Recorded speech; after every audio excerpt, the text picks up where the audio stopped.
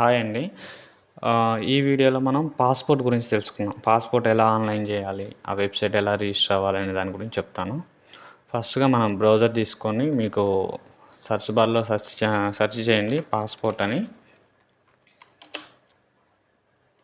ఇలా పాస్‌పోర్ట్ అనేది first link మీద క్లిక్ చేస్తే మీకు ఒక ఇంటర్ఫేస్ వస్తుంది ఈ విధంగా.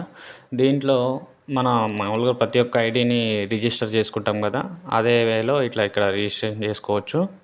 రిజిస్ట్రేషన్ అయిన తర్వాత మెయిల్‌కి కన్ఫర్మేషన్ వస్తది. అక్కడ నుంచి కన్ఫర్మేషన్ చేసుకుంటే యాక్టివేషన్ అయిపోతది.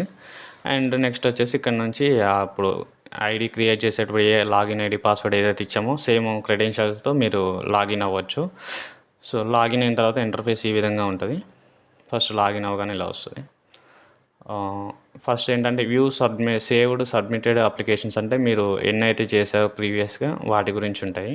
సో, ఫస్ట్ ఏంటంటే మనం ఆన్‌లైన్ చేయాలి. Apply for fresh passport or reissue passport అన్నా, రెన్యువల్ పాస్‌పోర్ట్ అన్నా సేమ్ ఉంటది. సో, 2 సేమ్ కాబట్టి అక్కడ క్లిక్ చేసిన తర్వాత click here to fill the application form మీద క్లిక్ చేయాలి. సో, ఫస్ట్ ఏంటంటే మన న్యూ పాస్‌పోర్టా, రెన్యువలా చూసుకోవాలి. 36 పేజెస్ డిఫాల్ట్‌గా అందరికి పెట్టండి. మ్యాక్సిమం నార్మల్‌లో ఇస్తారు. ఫ్రెష్ అయితే direct submit next option click చేస్తాం. ఇన్ కేస్ రీఇష్యూ అనుకోండి, ఇక్కడ కొన్ని ఆప్షన్స్ వస్తాయి. రీఇష్యూ రీజన్స్ వస్తాయి. డ్యామేజ్ పాస్‌పోర్టా, లేదా లాస్ట్ పాస్‌పోర్టా, వ్యాలిడ్ అయిపోయిందా, ఎక్స్‌పైర్ అయిపోయిందా, అవి సెలెక్ట్ చేసుకోవాలి. ఒకవేళ change in existing personal particulars అంటే లైక్ మన పేరు, date of birth, date of birth change అవ్వదు పాస్‌పోర్ట్‌లో. పేరు, అడ్రస్సు, మ్యారేజ్ అయితే వైఫ్ లేదా హస్బెండ్ నేమ్ యాడ్ చేసుకోవటము, సర్‌నేమ్ చేంజ్ చేసుకోవటము, ఈ రిలేటెడ్‌గా ఉంటాయన్నమాట ఈ ఫస్ట్ ఆప్షన్‌లో. సో, మనకి ఏదైతే రిక్వైర్డ్ ఉందో అది సెలెక్ట్ చేసుకోండి. ప్రజెంట్ ఇప్పుడు నేను చేసేది న్యూ పాస్‌పోర్ట్ కాబట్టి నేను ఫ్రెష్ క్లిక్ చేసి నెక్స్ట్ క్లిక్ చేస్తున్నాను. గివెన్ నేమ్ వచ్చేసి మీకు డాక్యుమెంట్ యాజ్ పర్ ఎస్ఎస్సి మేము ఆధార్, పాస్‌పోర్ట్‌కి మ్యాక్సిమం ప్రిఫర్ చేయండి ఎస్ఎస్సి మేము. ఇన్ కేస్ అతనికి ఎడ్యుకేషన్ ఉంటే ఎస్ఎస్సిలో ఎలా ఉందో అలా ఉండేటట్లు మీరు చూసుకోండి. సో, ఇప్పుడు గివెన్ నేమ్ అంటే అప్లికెంట్ నేమ్ ఇస్తాము. నెక్స్ట్ వచ్చేసి సర్‌నేమ్. మెయిలా, ఫీమేలా, జెండర్ సెలెక్ట్ చేసుకోండి. యూ హ్యావ్ బీన్ అని అదర్స్ నేమ్ అంటే వేరే నేమ్స్ ఏమైనా ఉన్నాయా అని అడుగుతుంది. లేదు కాబట్టి నో. యూ హ్యావ్ చేంజ్ ఎప్పుడైనా పేరు చేంజ్ చేసుకున్నారా అని అడుగుతుంది. లేదు. డేట్ ఆఫ్ బర్త్ అడుగుతుంది. డేట్ ఆఫ్ బర్త్ ఎంటర్ చేయండి.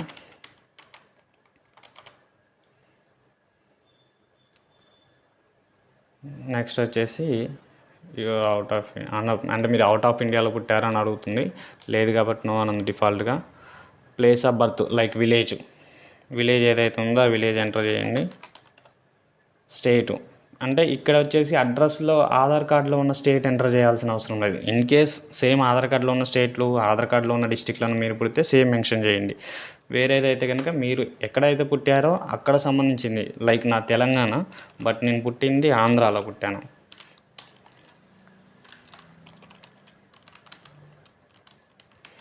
ఓకేనా? అది వచ్చేసి ఏపీ. డిస్టిక్ వచ్చేసి అప్పుడు కృష్ణా, ఇప్పుడు ఎన్టీఆర్ డిస్టిక్ ఉంది. ఓకేనా? మెరిటల్ స్టేటస్ సింగిల్ అయితే సింగిల్ పెట్టండి, మ్యారీడ్ అయితే married. PAN number, voter ID number అవసరం లేదు. ఎంప్లాయ్మెంట్ టైపు లైక్ స్టూడెంట్ అయితే student, private employee, home maker అయితే ఏది ఉంటే అది సెలెక్ట్ చేసుకోండి. ఇన్ కేస్ అంటే ఇక్కడ ఏంటంటే ఈ మీ ఫ్యామిలీలో లైక్ అప్లికెంట్ మీరు అనుకోండి, మీ ఫ్యామిలీలో ఎవరైనా గవర్నమెంట్ ఎంప్లాయీస్ ఉన్నారా అని అడుగుతుంది. సో, మ్యాక్సిమం ఇన్ కేస్ ఉన్నా కానీ నో అని పెట్టండి, ఏం కాదు. ఎడ్యుకేషన్ క్వాలిఫికేషన్ మీకు ఆల్రెడీ తెలుసు. 10th and above, inter and above, like graduation and above. చదువుకుంటే చదువుకోలే, అసలు చదువుకోకపోతే ఏం లేదన్నట్టు. ఓకేనా?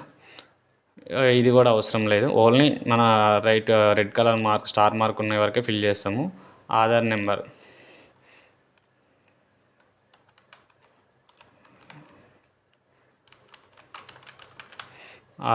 ఎంటర్ చేసి ఇన్ కేస్ ఆధార్ నెంబర్ ఉంటే ఎస్ అని కొట్టాలి, లేకపోతే నో అని క్లిక్ చేసి ప్రాసెస్ చేసుకోవచ్చు. సో, నా దగ్గర ఆధార్ నెంబర్ ఉంది కాబట్టి ఆధార్ నెంబర్ ఇచ్చాను.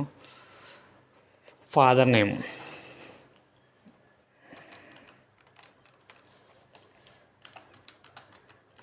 ఫాదర్ది సర్నేమ్.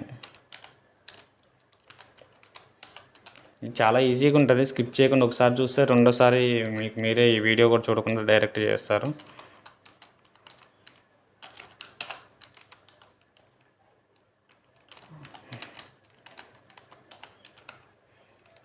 ఇక్కడ స్పోర్ట్స్ నేమ్, అప్లికెంట్ జెంట్స్ అయితే అక్కడ వాళ్ళ వైఫ్, అప్లికెంట్ లేడీ అయితే వాళ్ళ హస్బెండ్ నేమ్ రాయాలి.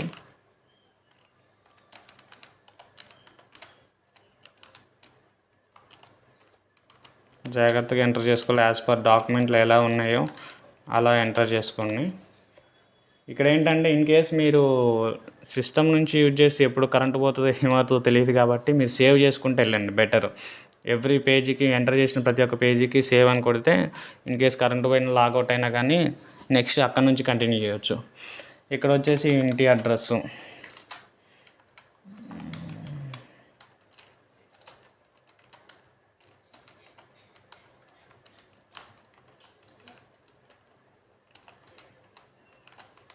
మండలం కూడా మన ఇంటి అడ్రస్లోనే రాయండి. ఇక్కడే వండాల్సిన శివాలయం రోడ్డు, మరి ఏ మండలము ఏ పోస్ట్ ఆఫీస్ అది కూడా రాయండి. ఇక్కడ ఓన్లీ మా విలేజ్ నేమ్ రాసేసింది, విలేజ్ కానీ సిటీ కానీ.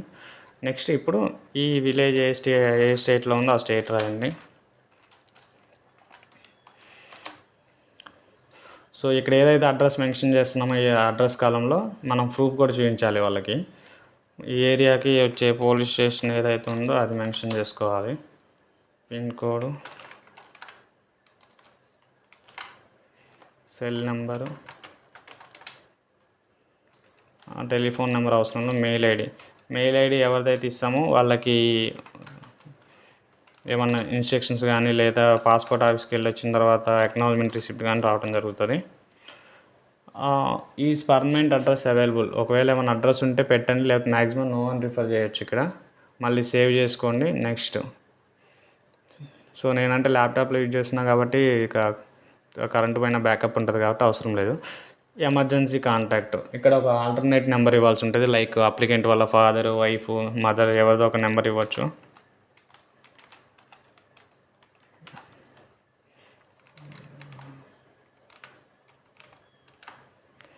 వచ్చేసి save my details, identity certificate, passport details. ఓకేనా. ఇక్కడ మీరు ఏమైనా ఆల్రెడీ ఇష్యూ చేసి ఉంటే కనుక అంటే పాస్పోర్ట్ ఆఫీస్కి వెళ్ళారు లేని కానీ అక్కడ పాస్పోర్ట్ ఇష్యూ చేయలేదు, అలాంటి కేసెస్ ఏమైనా ఉంటే కనుక చేసుకోండి. నాకు అలాంటివి ఏం లేవు కాబట్టి నో అని పెడుతున్నాను. ఇన్ కేసు మీరు చేసేది రెన్యువల్ పాస్పోర్ట్ అనుకోండి, ఇప్పుడు సెలెక్ట్ చేసాము, ఇప్పుడు ఇక్కడ అదర్ డీటెయిల్స్ వచ్చింది కదా, ఈ రెండాటికి మధ్యలో ఒక పాపప్ వస్తుంది. అక్కడ ఏమడుగుతుంది, పాస్పోర్ట్ డీటెయిల్స్ అడుగుతుంది. పాస్పోర్ట్ నెంబరు, పాస్పోర్ట్లో ఎక్స్పైర్ డేట్ అవి ఉంటాయి. అవి మీరు ఒకసారి పాస్పోర్ట్ ఇమేజ్ చూస్తే మీకు అర్థమవుతుంది, అవి అడుగుతుంది. నెక్స్ట్ వచ్చేసి ఇక్కడ మ్యాక్సిమం అన్నీ నో క్లిక్ చేసుకోవటమే. వెరీ సింపుల్ ప్రాసెస్ అండి. కాకపోతే ఏంటంటే పాస్పోర్ట్ కాబట్టి కొంచెం ట్రావెల్ చేసేది కదా, కొంచెం ఎడ్యుకేషన్ పర్పస్ ఉంటుంది కాబట్టి చాలామంది ఆన్లైన్ చేయడానికి భయపడుతుంటారు. సో ఏమైనా సపోర్ట్ కావాలంటే మాకు కామెంట్ చేయండి, మేము చెప్తాము. ఇక్కడ ప్రతి ఒక్కటి నో పెట్టడమే.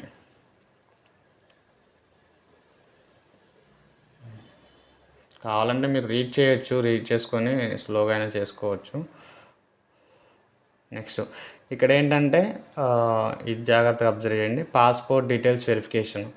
ఇక్కడ పాస్పోర్ట్లో అంటే ఈ ఇమేజ్లో మీకు ఏమైతే కనపడుతుందో డైరెక్ట్గా ఇవే పాస్పోర్ట్లో కూడా ఇవే వస్తాయి. సో జాగ్రత్తగా 1 by 1 స్పెల్లింగ్ మిస్టేక్ చూసుకోండి. ఇన్ కేస్ మిస్టేక్ అయినా ఎడిట్ చేయొచ్చు. వన్స్ పాస్పోర్ట్ ఇష్యూ అయితే కనుక మన డేట్ ఆఫ్ బర్త్ కానీ జెండర్ కానీ ఇవి చేంజ్ అవ్వవు. సో మ్యాక్సిమం ఫస్ట్ ఇక్కడే జాగ్రత్తగా చెక్ చేసుకోండి. ఒక కస్టమర్కి ప్రింట్ ఇచ్చేయండి, ఒకవేళ కావాలంటే ఆయన చెక్ చేసుకుంటాడు. వాళ్ళు కన్ఫర్మేషన్ చేసిన తర్వాత ప్రాసెస్ చేయండి. Date of birth proof, birth certificate ఉంటే బర్త్ సర్టిఫికేట్, మైనర్స్కి అయితే బర్త్ సర్టిఫికేట్ కావాలి, మేజర్స్కి అవసరం లేదు. మేజర్స్కి PAN card, voter ID, school leaving certificate, SSC memo సరిపోతుంది. ప్రూఫ్ ఆఫ్ అడ్రస్ ఏది ఉంటే అది పెట్టేసేయండి. ఇది ప్లేస్, మీరు ఎక్కడి నుంచి అయితే ఆన్లైన్ చేస్తున్నారో అది ఎంటర్ చేయండి. So I agree, save.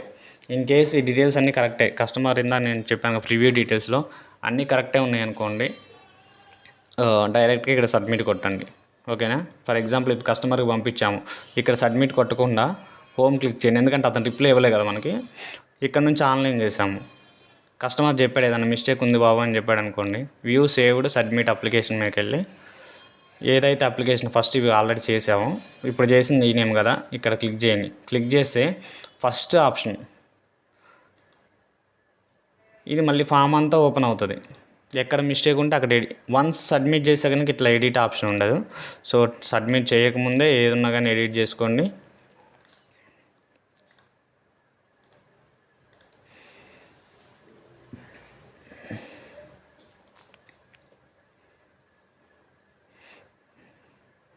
ఈ వీడియోలోనే మీకు మ్యాక్సిమం ఈ వీడియో చూస్తే మీకు ఫ్రెష్ పాస్పోర్ట్ ఎలా చేయాలి అనేది క్లియర్గా అర్థమవుతుంది. ఈ రెన్యువల్ అర్థమవుతుంది. రెన్యువల్ కూడా చాలా ఈజీగా ఉంటుంది. రీఇష్యూ అయినా రెన్యువల్ అయినా సేమ్ ఉంటుంది. సో వన్స్ పాస్పోర్ట్ ఇష్యూ అయిందంటే ఆ పాస్పోర్ట్ని మనం రెన్యువల్లే చేయాలన్నమాట. రెన్యువల్ చేస్తే మళ్ళీ new passport number, new expiry date అవన్నీ చేంజ్ అవుతాయి. పాస్పోర్ట్ నెంబర్ కూడా చేంజ్ అవుతుంది. చేంజ్ అవ్వకుండా అయితే ఉండదు. సో ఇప్పుడు అన్నీ కరెక్ట్గా ఉన్నాయి. కస్టమర్ ఏమైనా ఎడిట్ ఉంటే ఎడిట్ చేసుకొని సబ్మిట్ క్లిక్ చేస్తాం. డైరెక్ట్గా పే అండ్ షెడ్యూల్ అపాయింట్మెంట్ ఇక్కడ క్లిక్ చేసి మీరు ఆన్లైన్ పేమెంట్ చేస్తాం. ఇక్కడ కూడా క్లిక్ చేస్తాము. నెక్స్ట్ సెలెక్ట్ చేస్తాము. సో నేను తెలంగాణ పాస్పోర్ట్ ఆఫీస్లోకి వెళ్ళాలి కాబట్టి నేను అక్కడ రీజనల్ ఆఫీస్ హైదరాబాద్ సెలెక్ట్ చేసుకున్నాను యూజర్ ఐడి క్రియేట్ చేసేటప్పుడు. సో నాకు తెలంగాణలో ఉన్న పాస్పోర్ట్ ఆఫీసుల పేర్లన్నీ వస్తాయి. ఏదైతే సెలెక్ట్ చేస్తామో సెలెక్ట్ చేసుకొని ఏదో ఒకటి, అంటే మీకు ఏదైతే కావాలో అది చూసుకోండి. నేను వీడియోలో కాబట్టి నేను రఫ్గా చెప్తున్నాను. అంటే నాకు నచ్చింది సెలెక్ట్ చేస్తున్నాను. పేమెంట్ చేయను. పేమెంట్ వరకు వెళ్ళి నేను స్టాప్ చేస్తాను. మీకు అర్థమయ్యే వరకు చెప్తాను. పాస్పోర్ట్ సర్వీస్ ఏదైనా ఎర్రర్ వచ్చిందంటే కనుక రెడ్ మార్క్లో ఉన్నది చూడండి. ఫస్ట్ ఆఫ్ ఆల్ రీడ్ చేయండి. అది రీడ్ చేస్తే మీకు ఆల్మోస్ట్ ప్రాబ్లమ్స్ అన్నీ మీరే క్లియర్ చేసుకుంటారు. వేరే వాళ్ళకి కాల్ చేసి ఇట్లా ఎర్రర్ వచ్చింది మాకు అర్థం కావట్లేదని కాదు. మీకు కొంచెంసారి చదివితే మీకే అర్థమవుతుంది. దాన్ని చదివి అర్థం చేసుకుంటే మీకు ఈజీగా అర్థమవుతుంది. ఇందా చూడండి, నాకు ఆ పాస్పోర్ట్ సర్వీస్ చేయట్లేదంట అక్కడ, అంటే పాస్పోర్ట్ ఆఫీస్ లేదంట. ఇక్కడ చూడండి కంట్రీ అంటే నేను క్యాప్చర్ తప్పు కొట్టానని ఇప్పుడు చెప్తుంది. సో ఏదైనా మనం రీడ్ చేసుకుంటా చేస్తే అర్థమవుతుంది. యాక్చువల్గా ఇది నేను కావాలని చేయట్లేదు, బై మిస్టేక్. అది నేనే మిస్టేక్ కొట్టాను క్యాప్చర్, అందుకని అట్లా వస్తుంది. ఓకేనా. డేటు ఇక్కడ ఎర్లియస్ట్ డేట్ ఏది ఉందో చూపిస్తుంది. సో నాకు 30th కావాలి. 13th పెట్టుకున్నా, సెప్టెంబర్ 30 ప్రాసెస్. ఇంకా మీకు ఈ పేమెంట్ సిస్టమ్ ఆల్రెడీ తెలిసిందే కదా. Net banking, SBI net banking, other banking net banking, debit card, credit card, UPI through కూడా పే చేసుకోవచ్చు. పేమెంట్ చేసుకోండి. నేనైతే ఇప్పుడు పేమెంట్ చేయట్లేదు కాబట్టి బ్యాక్ వచ్చేస్తున్నాను. హోమ్ బటన్ మీద క్లిక్ చేశాను. సో వన్స్ పేమెంట్ చేసిన తర్వాత డైరెక్ట్ అపాయింట్మెంట్ రిసిప్ట్ వస్తుంది. ఇన్ కేస్ మీకు తీసుకోలేదనుకోండి, ఇది అప్లికేషన్ చేసాను, ఇది మనం పేమెంట్ చేయలేదు కాబట్టి వదిలేస్తున్నాను. సో మీకు అపాయింట్మెంట్ రిసిప్ట్ ఎలా తీసుకోవాలనేది చూపిస్తాను. ఫస్ట్ ఇది నేను ఆల్రెడీ పే చేశాను. అపాయింట్మెంట్ రిసిప్ట్ కూడా వీళ్ళకి జనరేట్ అయ్యి ఉంది. దీని మీద క్లిక్ చేస్తున్నాను. క్లిక్ చేయగానే కింద కొంచెం స్క్రోల్ డౌన్ చేస్తే అప్లికేషను, పేమెంట్ అండ్ అపాయింట్మెంటు ఇక్కడ ఇన్ కేస్ ఫస్ట్ ఒకటి చెప్తాను అవన్నీ. క్లిక్ చేశాను. మీరు అపాయింట్మెంట్ రిసిప్ట్ తీసుకోలేదనుకోండి, ఇట్లా క్లిక్ చేసిన తర్వాత అప్లికేషన్స్లోనే ప్రింట్ అప్లికేషన్ రిసిప్ట్ అని ఉంటుంది. డైరెక్ట్గా ఇలా వస్తుంది. ప్రింట్ కొడుతుంటే మీకు పీడిఎఫ్ వస్తుంది. దీన్ని కంట్రోల్ పీ కొట్టుకొని మీరు కస్టమర్కి ఇచ్చేయచ్చు. ఫస్ట్ పేజ్ ఒకటే యూజ్ అవుతుంది. నెక్స్ట్ వచ్చేసి ఇన్ కేస్ ఫర్ ఎగ్జాంపుల్ ఆ కస్టమర్కి ఒక డేట్ ఇచ్చాము, లైక్ ఈ పర్సన్కి ఈ డేట్ ఇచ్చాము, 13th సెప్టెంబర్ ఇచ్చాము, కానీ అతను వెళ్ళలేదనుకోండి, సేమ్ ఐడి మీద క్లిక్ చేయండి, పేమెంట్ అండ్ అపాయింట్మెంట్లోకి వెళ్ళండి. ఫస్ట్ది పే అండ్ షెడ్యూల్ అపాయింట్మెంట్ అని ఉంటుంది. ఇదే ప్రాసెస్ చేయాలి. కానీ ఇక్కడ మనం పేమెంట్ ఏం చేసే పని ఉండదు. వన్స్ చేసాం కాబట్టి ఇదే ఒకసారి చేసిన పేమెంట్ మీద 3 attempts చేయొచ్చు. సో మీరు పేమెంట్ చేయాల్సిన అవసరం లేదు. పే అండ్ షెడ్యూల్ మీదకి వెళ్ళి డేట్ చేంజ్ చేసుకోవచ్చు. రీషెడ్యూలా, క్యాన్సిలా, మీకు ఏది కావాలో అది చేసుకోవచ్చు. చాలా అంటే చాలా ఈజీగా ఉంటుంది. మీకు ఏదైనా డౌట్ ఉన్నా నాకు కామెంట్ చేయండి, నేను చెప్పడానికి రెడీగా ఉంటాను. మా వాట్సాప్ నెంబర్ కూడా మీకు పింగ్ చేయడం జరుగుతుంది. ఏదైనా కానీ మాకు వాట్సాప్లో మెసేజ్ చేయండి. థ్యాంక్స్ ఫర్ వాచింగ్ అండి. నా వీడియోని లైక్ అండ్ షేర్ చేయండి. అలాగే సబ్స్క్రైబ్ కూడా చేసుకోండి. మీకు ఏదైనా వీడియోలు చేసినా మీకు ఫస్ట్ నోటిఫికేషన్ ద్వారా మీకు రావడం జరుగుతుంది.